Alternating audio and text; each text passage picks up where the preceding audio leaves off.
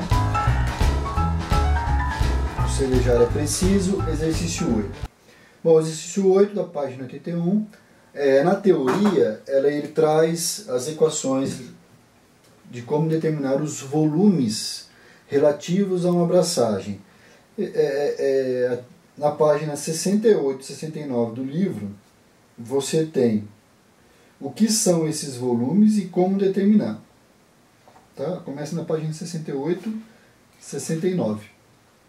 Tá? O que é um volume inicial, o que é o volume absorvido pelos grãos, e o que é volume evaporado, volume de lavagem, e assim por diante, dos grãos e assim por diante, tá ok? Então pegue o livro, leia a teoria, e aqui é conta simples, mas de fundamental importância, porque se a gente não tiver esses volumes bem definidos, provavelmente a gente não consiga fazer cerveja dentro do padrão que a gente está buscando. Alex, que padrão é esse? É o estilo da cerveja.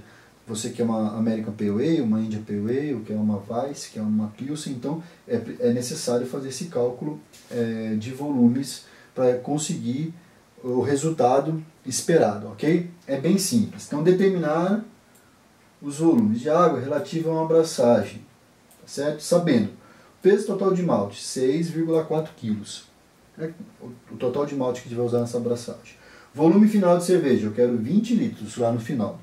Então tem que ter 20 litros. Então esses cálculos de volume estão feitos realmente para no final, quando você terminar lá de fermentar tudo, você tem os seus 20 litros íntegros, né? E tempo total de fervura na nossa abraçagem, a gente vai fazer 1h30. Essa é uma informação importante. Então, como é que é o volume inicial? Aquele que você começa a abraçagem. Vai pôr água e os grãos de malte. Tem explicando, vocês podem modificar isso a seu gosto, mas eu particularmente uso 2, está lá no livro, 2,75 do peso total de malte. 2,75 de 6,4 kg. Então, o volume inicial, 17,6 litros d'água. Vai começar a abraçagem. 17,6 litros d'água, começa a aquecer, deu a temperatura para arriar o malte, arria o malte, começa o procedimento da abraçagem.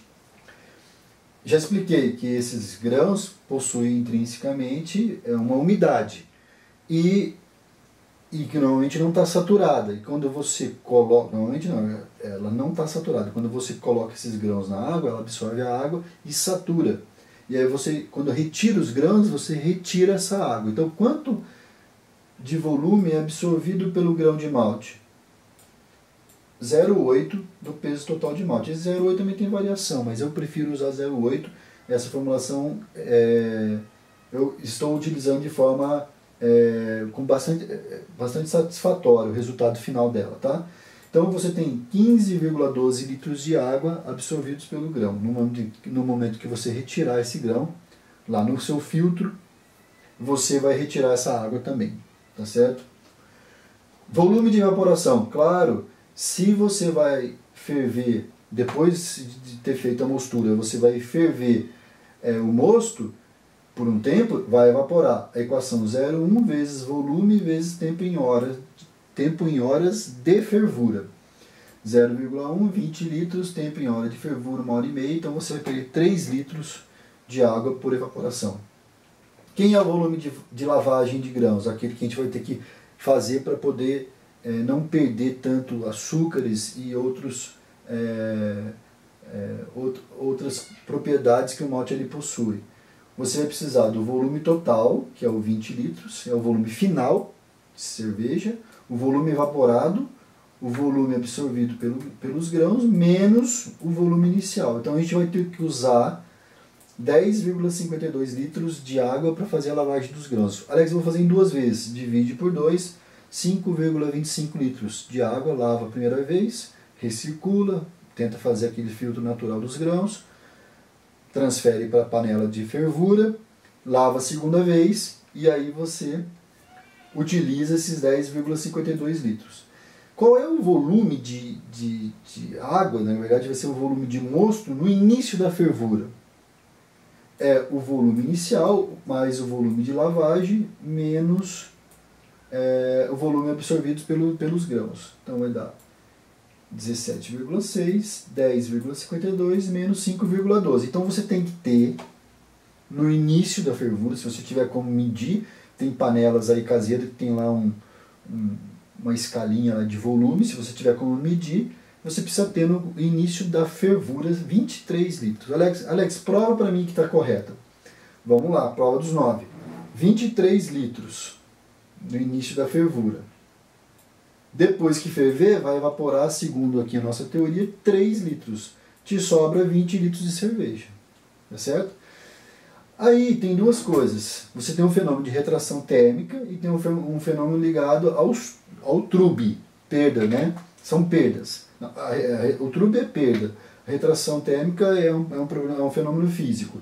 Então você pode considerar 4% do volume relativo à retração térmica e 0,5% relativo ao trube. Se você pegar essas duas parcelas, 4,5%, vou fazer aqui, 4,5% e aplicar em cima dos 20 litros,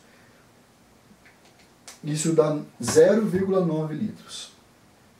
Então você precisaria ter, antes da fervura, um volume de não 23 litros, mas 23 mais 0,9. Por quê? Porque aí eu estou contabilizando trube e retração térmica. Tudo bem? Então vamos aqui a conta. Ó. Comecei lá, lavagem dos grãos, 20, a mesma formulinha. 3, 5,12, 17,6, agora aparece o 0,9. Então dá 11,42 litros lavagem dos grãos. Agora você vai lavar. Porque, Alex, por que você voltou na equação da lavagem dos grãos? É porque a gente vai introduzir essa água lá na lavagem dos grãos. Então, 11,42, você vai fazer duas lavagens, divide isso por 2, 5,5, 5,6, e aí você faz aquele procedimento de lavagem. Volume inicial no início da fervura. É o volume inicial, o volume de lavagem, menos o volume absorvido pelos grãos. Ó. Vai dar 17,6, 11,42, que é esse cara aqui, e 5,12. Então, quanto você tem antes da fervura? 23,9. Foi o que eu disse. Você tem 23, aqui, ó, sem o trube e sem a retração térmica, você deveria ter 23 litros, vai evaporar 3, sobra 20. Se você quer introduzir esses caras, o que deu aqui, você soma aqui. Então você precisa ter 23,9, porque 0,9 é trube e retração térmica. 23 menos 3 da evaporação, 20 litros.